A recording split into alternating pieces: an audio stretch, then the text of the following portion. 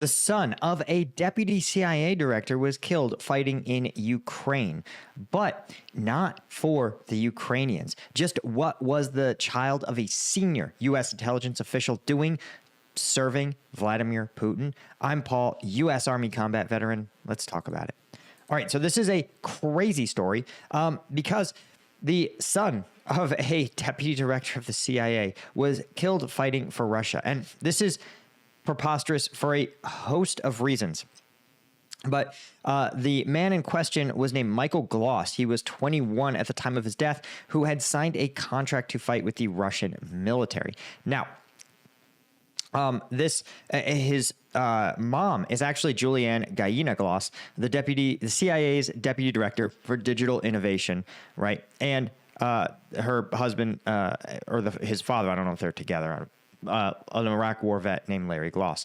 Now, what's interesting is this guy's background, and I think he illustrates sort of a broader trend within the Russian sort of propaganda space, right? One of the things that Vladimir Putin has done to sell his Ukraine war to the Russian public is sort of turn it into a chameleon war, right? The war means whatever you want it to, right? If you are a hardcore communist, which in the Russian Federation is generally a belief system held mostly by older people, he's going to claim that this is they're trying to build out the quasi-communist utopia. In fact, in the annexed regions back before Russia integrated them into Russia, their puppet governments actually used a ton of Soviet iconography. And that's not an accident. It's part of this idea that they are resisting the capitalist imperialist West. And don't think too hard about what economic system Russia uses or what it exactly imperialism entails, because it's going to get a little too self-referential. But that's not the point of propaganda. The point of propaganda is that it confirms existing biases. And if someone says, man, I miss the Soviet days, well, they're going to say, great, we've got this for you. This is an anti-imperialist war. This isn't a war against the capitalist West. Sure, and don't think too hard about Russia, the fact that Russia's also capitalist. And that seems to be what he's fallen into, right? But of course, there's a whole other ideological tranche that you can fall into, right? But Vladimir Putin pushes this as a restoration of the great Russian Federation, as a courageous establishing of a proud Russian people, right? A literal sort of make Russia great again kind of narrative. And this is something that I think a lot of younger Russians are into, where they've never really seen a reason to be proud of the Russian Federation. And so there's a whole other sort of arc here that has a kind of nationalist element to it. And of course, you also have the religious element. We've seen the Russian Orthodox Church, who uses a lot of iconography about or language about Satanists, right? We've seen a lot of Russian propaganda describing the Ukrainians as intrinsically evil, as Satanist, and that the Russian campaign there is purging them, particularly given that the Ukrainian Orthodox Church and Russian Orthodox Church have diverged considerably. And in fact, early in the war, Russian Orthodox churches were found to be holding weapons, providing shelter to invading Russian forces, and collaborating with Russian collaborators within Ukraine, providing intelligence to the Russian officials. So again, whether you're a communist, explicitly atheist, whether you're a deeply religious Russian or you're simply a Russian nationalist, Putin has narratives for you to buy into his program. And the key is to not think that hard about the inherent contradictions, right? You can't be a communism, an atheist ideology, and also have a state religion, right? You can't have a nationalist resurgence, right? And also putting the state first and also put religion first, right? You can't have both, right? And again, you can't be fighting an anti-imperialist war but also at the same time say, oh, this is good because it's an imperialist venture. But again, in the modern world, Putin understands this works great in the era of social media because everyone's social media feeds are stovepiped, right? We all have a friend who gets their media, their knowledge from sources that are totally different from ours, right? But it's almost impossible to penetrate them with your worldview and facts. And I see it all the time. And so I think that's what happened to this young man, right? He was studying at a U.S. college. He participated in protests against the Trump abortion ban and in defense of climate action. And he generally considered himself, though, a pacifist. Right now, he ended up dropping out of college and sort of began to travel around the world, traveling to Turkey, where he helped clear rubble after the earthquake. He was clearly a man who wanted to do the right thing by people, and probably viewed the U.S. government and its efforts with a lot of skepticism. And this, again, can make sense, right? You know, you're 21, you're going to rebel against your parents. And when your parents are an Iraq war vet and a CIA director and Naval Academy graduate, your rebellion is going to look a little bit different, right? And now, he mentioned to his friend, he said, I think I want to go work in Russia. So you can see already he's kind of starting to be drawn to Russia. Again, likely because they appear to be a counterbalance to this sort of leftist America bad, propaganda tranche that we run into, right? And again, there's a, like, as I've always said on this channel, the United States government is not above criticism, but you would be hard-pressed to find a government that is as powerful on the world stage and conducts itself as ethically, right? Again, the U.S., sometimes we're hypocritical about our human rights commitments, right? Sometimes we really put the squeeze on people for human rights violations, and when it's politically necessary, we look the other way. But you contrast that with someone like the Chinese, right? Whose justice system would you rather be tried under? The American justice system, which is flawed but involves independent courts and the right to lawyers, or the Chinese justice system, which is mostly just as a portion of prison population, just internment camps. So again, stuff to think about. But again, a lot of young people fall into this. Well, America's just as bad as China. They're just as bad as Russia. They're just as bad as North Korea. And it's propaganda to say otherwise. So he falls into this. He says, actually, I think I want to go work in Russia. He's more curious and wants to learn about Russia. So he gets a visa in August 2023. He ended up traveling to different Russian cities, ended up in Moscow. Now he joins a Russian social network where he subscribed to groups about Lenin, Stalin, and posted videos. It says with Putin. I assume he means with Putin in them. Right, and bought a Soviet flag.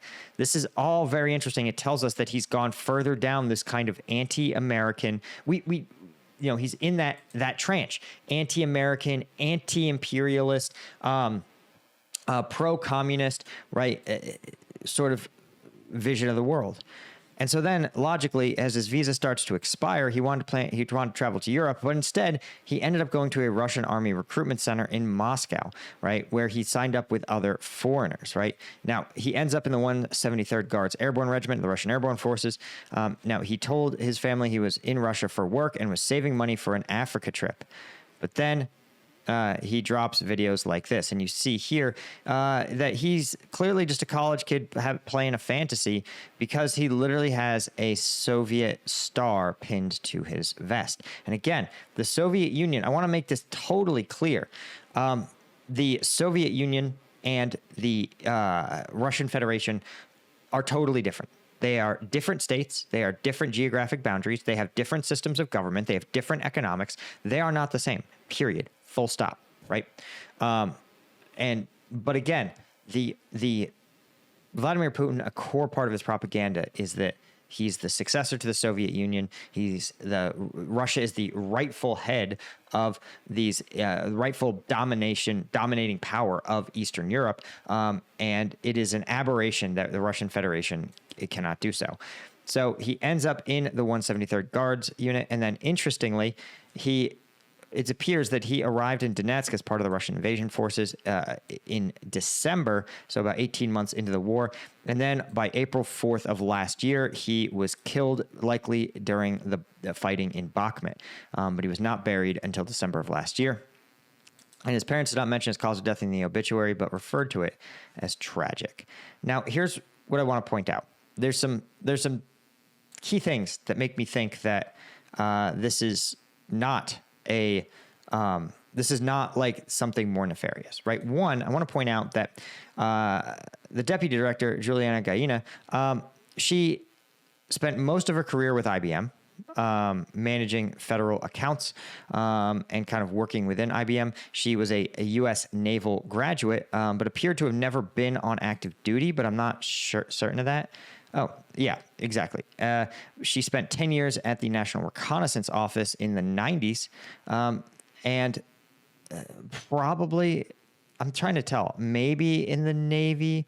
She was in the Naval Reserve for 3 years, was a consultant, right? She sort of bounced around. This is a very normal DC career trajectory, to land in a government role for 10 years. Again, I spent 7 years at DHS. That I think that's pretty common, right? You can climb the rungs, you see what it takes to get to that next level, that final level, and you go, I think I want to try it out in the private sector.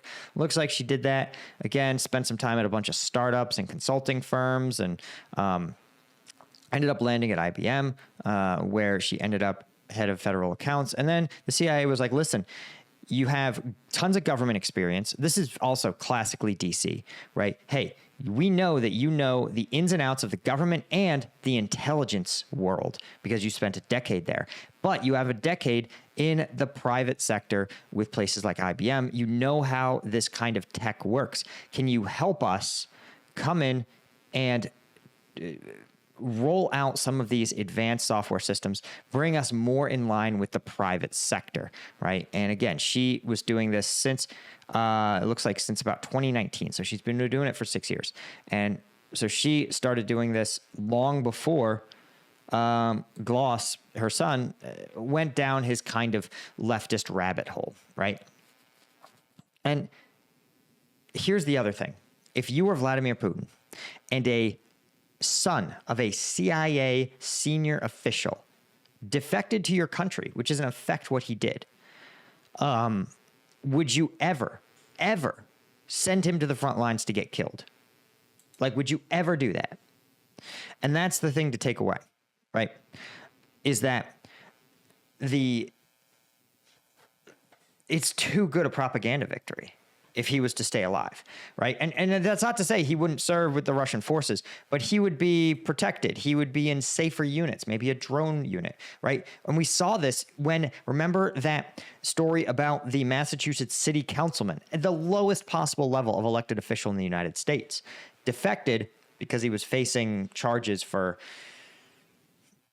doing things with kids that would get me demonetized.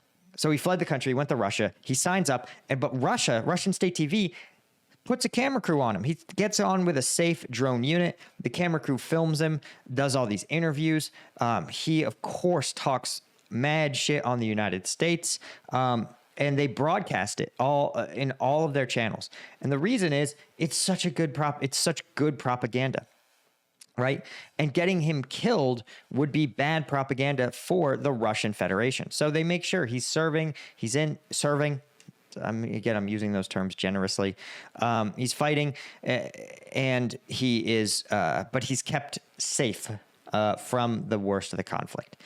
And you can bet your bottom dollar that's exactly what he would be expected to do if, and this is a big if the Russian government figured it out. But as we've talked about on this channel extensively, the Russian government is highly stovepiped, and they, especially in terms of their force generation, their ability to recruit foreigners, give them a rudimentary level of training, put them in the highest risk roles, and then deploy them, right? I want to point out that this guy in his anti-imperialist fight lasted apparently about 90 days, right? He likely entered Ukraine in December of 2023 and was dead in the first week in April. So maybe 90-ish days is how long he lasted. And that, I think, is, to me, one of the real takeaways of this, is that Russia never realized they had a massive propaganda coup on their hands, right? They would be crazy to not take him out in front of the cameras and have him denounce his parents, which he definitely would have done, denounce the CIA, denounce American imperialism. Vladimir Putin would have loved that, right? Because it would serve, again, this perfect tranche of Russian propaganda, which is, you know, if you hate imperialism, if you hate capitalism, then by definition, you must love its enemies, and we are its enemies, right? Which is, of course, sort of preposterous, right? We know that everyone says, oh, the enemy of my enemy is my friend. But we know that's just not true, right? You know, look no further, right, than the world's worst vegan, the leader of Germany in 1945. And just because he likes vegans doesn't mean necessarily that all vegans like all other things that he did, right? People are complicated and the world is complicated. So I think this is mostly just a story of a young person getting really just taken by propaganda, someone who wants to do the right thing and becomes radicalized over time and ends up in a situation where his own critical thinking skills are sort of erased and replaced by propaganda, by simply believing everything that doesn't confirm his existing biases is propaganda or tricks or imperialist garbage, and everything that confirms it is objectively true, no further research and no further examination needed. Now, we're going to talk about Vladimir Putin admitting to committing war crimes, and also, we're going to talk about the Colombians and why the Colombians are making a name for themselves as some of the most effective fighters in the Ukrainian Foreign Legion. But before we talk about that, I wanted to mention, of course, that ask yourself, are you part of the 1%? Not the 1% that have tens of millions of dollars in net worth. No, of course not. I meant the 1% of guys who get it done. You know who I'm talking about. You know, I get it. I'm a dad. I run a business. I put out content 7 days a week here, right? I'm really busy. And 99% of guys, when they get really busy with regular life, they go, I can't do it. I can't work out. I can't do that side hustle. I can't. There's no hope. I give up. And 1% of guys are like, no matter how busy I am, I'll find a way to get it done, right? I just ran my first Ironman about 2 weeks ago, right? And it was hard, dude. Listen, I became the king of the lunch break training session, all right? You figure out how to get it done. Training in the evenings, after my kids go to bed, sitting in the garage on my bike trainer, you just find ways to make it happen. Waking up at 6 a.m. and going on those early morning rides before the kids are up, you figure it out. If you're one of those guys, I made Strike Gum for you. So why? Because this contains all the caffeine of an energy drink, all the caffeine of like an espresso shot. I think actually an espresso shot and a half. No, zero sugar, 100 milligrams alpha GPC for cognitive clarity. But here's the appeal. One, it's economical. This pack contains 5 energy drinks worth of caffeine, and it fits in your pocket. I can take this on a ride, on a long run, and when I start to fade, right, eat a little bit, chew one of these, boom, you are back in the fight, right? It fits in your gym bag, your glove box. It goes where you need it. And boy, if you ever said, man, I just wish I could get an energy drink right now, Strike Gum's where it's at. So, and we see it in the data. I see it, right? 50% of people who chew a single piece of Strike Gum reorder. So there's a reason. It's 5 stars. It's the highest rated energy gum on Amazon. But if you want the best deals, you want to get it at strikegum.com. And if you are somebody who is going to reorder Strike Gum, do not rip yourselves off. We have the subscribe and save. You can cancel anytime. So just subscribe, get your 20% off, right? Get the 5-pack, the link's in the description, or get it on Amazon. I'll put the link to all that in the description. By the way, I want to point out one other thing. The month of April wrapping up, guys, and the Ukrainian, oh my God, the Double Down fundraiser, guys, we are so close to hitting 500K. The goal is to do it. We've got just a couple days. I put $400 of my own money into this because I want to see it happen. Why? Because an anonymous Dutch donor has said, listen, I'll pledge up to $250,000, but I will match it. I will only match the Americans and international community's donations. And he said, there's no way. The Americans, they don't give a shit about the Ukrainians. Look at their president. But as I tell people, there is the American government, and then there are Americans. And when you have America as an ally, you get both. So show up for these guys. Plus, if you donate $250, you get probably the most badass patch of any of the fundraisers. It's the GUR's Artan team. And I've met these guys personally. They are as bad a dudes as I have ever met. The GUR is the Ukrainian CIA, and the guys from Artan are their special activities division. When missions are no fail, they show up. For context, Artan recently publicly disclosed that they stopped the largest Russian armored assault in months. The Russians wanted to see. They said, maybe the Ukrainians have worn out. Maybe we can put together a big armored force and punch through the lines in Zaporizhzhia. And the Ukrainians got wind of it. They sent down the guys from Artan, and they just mopped the floor with them, right? FPV drones, artillery, just precision weapons, took out over 200 troops. And so they said, listen, now this huge fundraiser is going to go to a bunch of units, but they're like, listen, we're willing to put up these patches for you guys. So check it out. Plus a signed unit flag if you want to be the guy that puts us over the limit. So the link to that's in the description as well. I think it's let's do it. I know we can do it. I know we can do it. Okay. So I want to point this out. This is a statement from Vladimir Putin just 5 days ago, which he discusses the cluster bomb that targeted Sumy. Oh, I can't play it. Oh. The reason I can't play it, guys, is because he discusses it, but in the clip, the portion below is actually the aftermath of this strike against civilian areas. Okay. And this is just seeing him admit it so blatantly is absolutely absurd. Let me see if we can finagle this here. Let me see. I'm going to try to get this working for us. Perfect. Okay. So here it is. Here's his clip, right? So it says, was it a civilian target? It was civilian. He says, these are the people we consider criminals, and they must receive the retribution they deserve for what they've done. And what they did receive, that retribution, that was done specifically to punish them. And he adds, is it a civilian target or not? It is civilian. This is everything you need to know about Vladimir Putin's worldview, right? That is a blatant war crime. Absolutely violation of the law of war to an incredibly high degree. The law of war is eminently clear.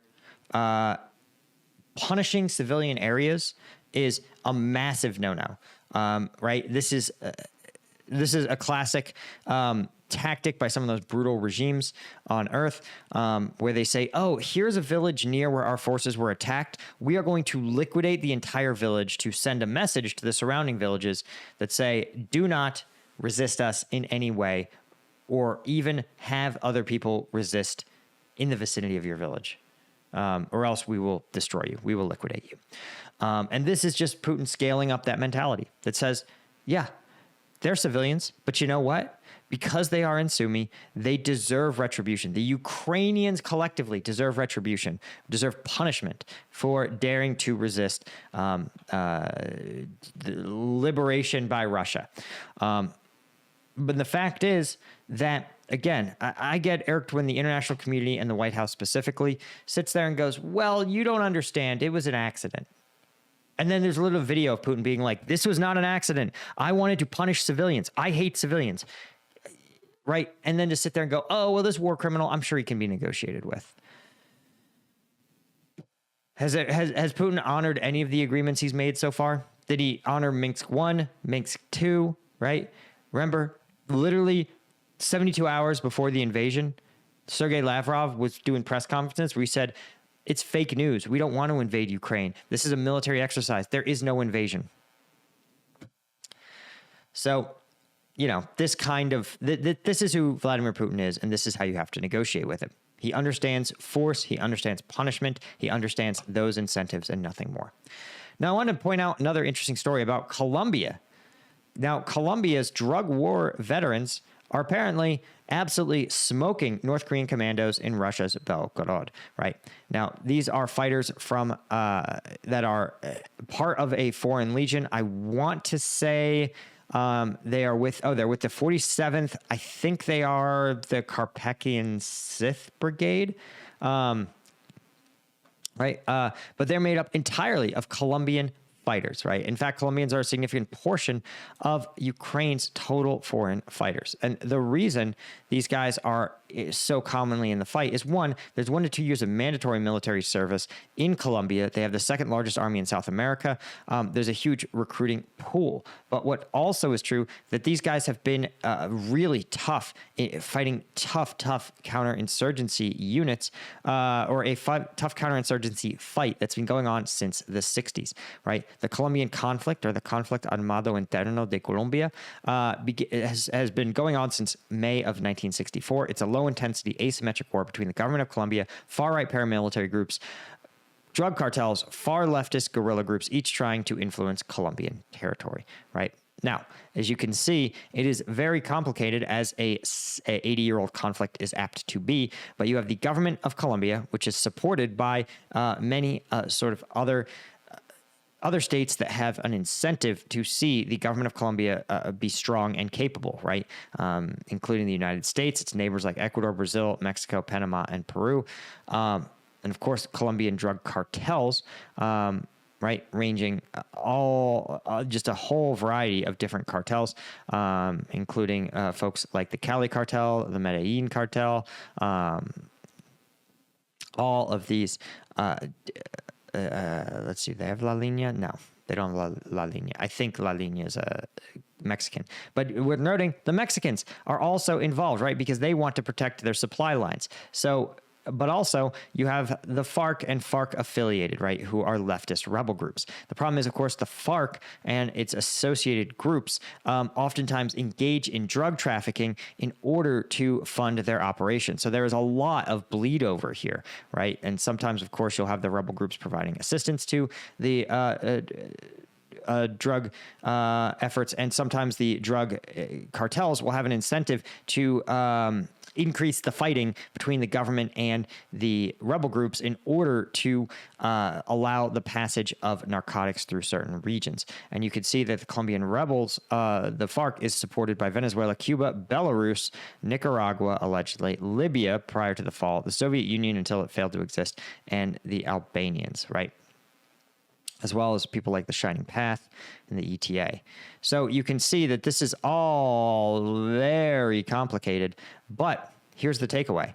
The Colombian, this fighting is done by the Colombian National Police, of course, 200,000 strong, the Army, 200,000 strong, and to a lesser extent, the Colombian Navy and Air Force, because this primarily is fought in like the jungle regions of Colombia. Right? Paramilitary successor groups about 13,000, and it's generally believed that the FARC has about 15 to 20,000 total sort of affiliated people. But you can see the conflict has killed just a phenomenal number of civilians, and 5,000 army and police since 2004, in the last 20 years of the conflict. You've had, again, about 2,000... about 4,000 drug cartel affiliated people killed, and about 12,000 FARC and FARC affiliated troops. So you can see this is a massive asymmetric guerrilla war that these guys are fighting. And the other thing that they really don't talk as much about is that the Colombians receive what is actually a pretty competitive salary, right? Colombian veterans who serve a full term receive a pension, but that pension is very small and relatively small even by Colombian standards. So that means that the Colombians, assault troopers, receive a $3,000, it says $3,000 salary. I think it's $3,000 a month maybe, which is a lot. And as they point out, is that 200 Colombians are in the unit and over 2,000 remain in Colombia, but cannot afford the plane ticket. And I think this is really fascinating because, one, these Colombian soldiers, again, they have extensive experience. And so one of the points that I often make on this channel is that this war is very different from the counterinsurgencies of Iraq and Afghanistan and like the counterinsurgent fight in Colombia. And for a government to effectively prosecute a force-on-force war, what's called a near-peer conflict, like this one, it requires a real fundamental rethinking of how you structure your military, how you go about your acquisitions process, what kind of weapons you field, how you train your troops, etc. But for the individual soldier, the experience of soldiering in combat actually carries over a lot, because there is no combat deployment that goes like training. Everything always requires improvisation, adaptability, thinking on your feet, changing your weapons and tactics to the environment that you're in. It just requires a lot it requires the same fundamental soldier skills: clear communication, thorough planning, good use of intelligence, and a well-trained, well-rehearsed team. And that's the thing. Good soldiers understand how to adapt to their environment. And the Colombians, even though Ukraine is nothing like the jungles of Colombia, even though this fight is nothing like the insurgent fights against the FARC, at the end of the day, good, well-trained, experienced soldiers, they are going to rise to the occasion, right? It's just like, why you sometimes see elite level athletes from one sport move into another sport and perform exceptionally well. The reason is often because that the fundamental skill of learning new athletic skills actually translates a lot. Right? I just saw an article that an elite level jiu-jitsu player recently took gold actually in Wrestling Masters Worlds. And the reason is because the skills translate, right? Learning how to learn translates, and it's true in warfare. That's why you're seeing these Colombians who prove able to really, really fight effectively and integrate with the Ukrainians. As they point out, these guys are great communicators. They know how to talk to each other. They know how to talk to higher. They are highly independent, right? They can be given a mission and their own officer and NCO corps will plan it and execute the mission very well. They want to be on the front lines. They have real motivation. They're really aggressive. Again, this is something they understand, that cartels are notoriously violent and notoriously vindictive. And if you're going to go against them, you best go hard. And they understand this, right? And so in one mission, for example, they say that the Russians were near the brigade's assembly point, right, threatening to overrun Ukrainian soldiers. They sent 6 Colombians in a Bradley to stop the Russian advance. The Bradley dropped the assault group. The guys advanced in pairs, fire and maneuver, provided covering fire, got closer to a building with Russian troops, cleared it with grenade and rifle fire, and withdrew without casualties. Just absolutely standard, just a standard kind of work, right? Another time, the Colombian Assault Company faced off waves of North Korean soldiers trying to overrun Ukrainian defenses. The soldiers shared the geolocated footage of them taking out BMPs loaded with North Korean soldiers with anti-tank missiles. Again, you can see that this is not something they would have encountered in fighting Colombia, right? The FARC doesn't really have tanks, but again, they understand how to adapt and the fundamentals of being a good military unit. Good is good, right? And look no further than guys like Sivdiv, right? Sivdiv, an experienced Ukrainian foreign fighter, arrived in Ukraine with only his time at the YPG as a guerrilla, as his military combat experience. And as a result, right, that translated actually very well for him. Right? And again, the Colombians taking out all of these North Koreans. So really interesting to see and to hear that, again, experience counts for so much, right? And that's something the North Koreans just don't have. In a lot of cases, North Korean soldiers have never even left North Korea, whereas the Colombians, of course, have decades of fighting experience. Now, there's one last story that I think is really important to talk about, and this has been the sort of shifting narrative by the White House around the due process of law, right? And this is what's really troubling, is this truth. And I want to talk about it simply to keep you guys informed, because I think this is really important for the country and to understand the president's worldview. Now, he says he didn't tweet, he truthed. We need courageous justice in our country. He adds, if the courts don't allow what he means America, have been allowed to do for 250 years, America can no longer be the same. Now, to be clear, the right to a trial and due process, not necessarily a trial, is not something that was invented just a few years ago. Right? It says, he blames the previous president, saying he's destroyed our country with open borders madness, allowing so he says allowing criminals of every type to enter with no retribution. That murderers, drug dealers, gang members, and the mentally insane will make their home in our country. So again, he's not really. It's not clear what he's saying, but essentially, he's arguing that many of the people that enter the country are criminals in their home countries, are wanted for things like murder. They are gang members. They're drug smugglers. But here's the thing. Again, I spent 7 years in DHS at the border. This is just not true. Everyone that Border Patrol encounters, they are processed.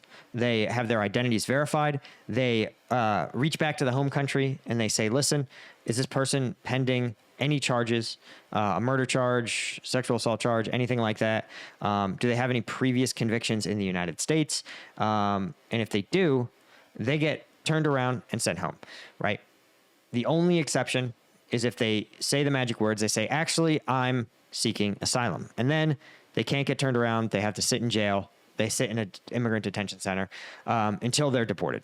That's it. That's how it works. And that's how it worked under Trump. That's how it worked under Biden. But then he adds something really troubling. He says it's not possible to have trials for millions and millions of people. We know who the criminals are, and we must get them out of the USA fast. This last part is really disturbing. When the government says trials are unnecessary, we already know who the criminals are, and we don't need to prove it in a trial. We're going to get them out of the USA fast. This is really, really, really disturbing stuff.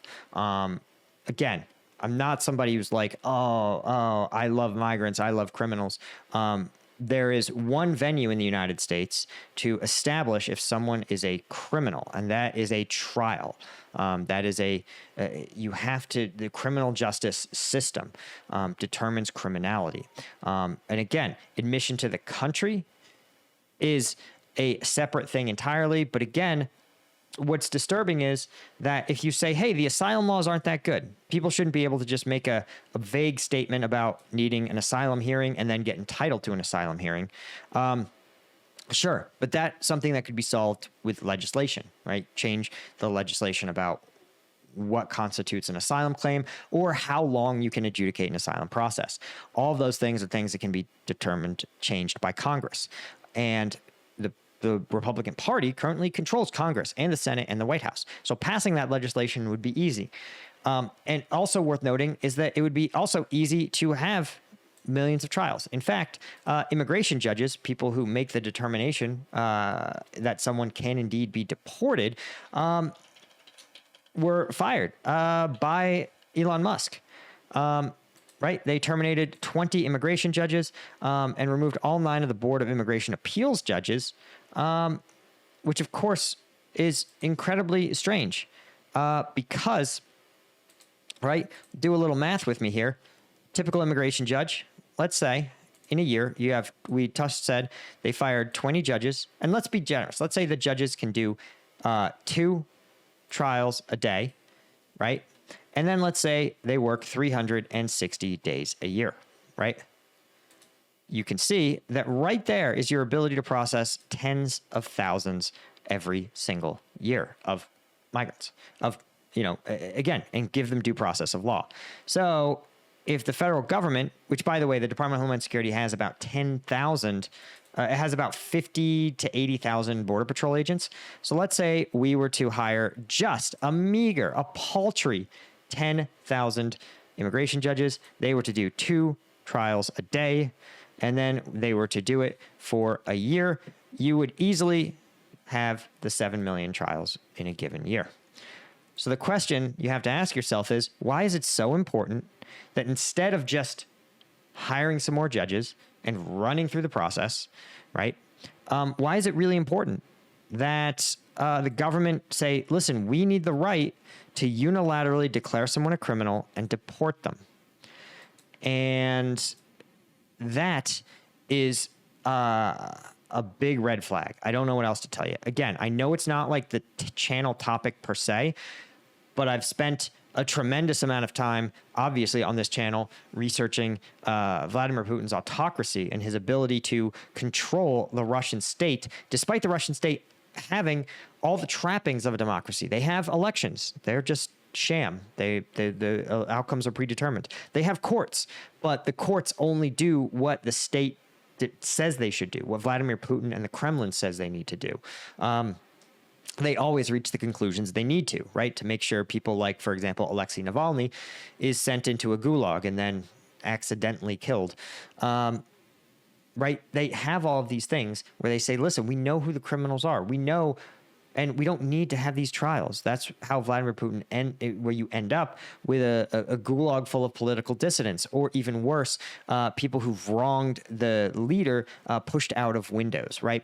And this is, it's not like the Russians woke up one day and they went to bed and their country was holding elections with Vladimir Putin as the president, and then they woke up the next day and Vladimir Putin was a dictator pushing people out of windows. It happened through a series of processes, and it's disturbing when the White House begins to do things that move along that same path. Again, I don't have any action plan or something. It's not clear to me that protesting does anything. But you should at least have both eyes open about this very disturbing narrative shift around trials, due process, the right of people to say what they're doing and why they're doing it, right? And to prove to a neutral party, hey, we think this person's a criminal. He says he's not. Okay, take it to trial, put the evidence in front of a judge. And if they're criminals and a judge says, yeah, I looked at the evidence, we had a trial, you're a criminal, punish them. Good riddance. That's the point of a criminal justice system, is that it works most of the time. 99% of the time, it finds criminals and enacts a punishment. Anyway, guys, that's all I have. Thank you to Bill Collier, Robert Colburn, Guys Marnie, and Gina Cresta, Chris Gortz, Francis Karis, L90, Petra, and Jalen Gao, all of our lieutenant tier members. I could not do it without you guys. I appreciate you all so much, and I will see you in the next one. Cheers.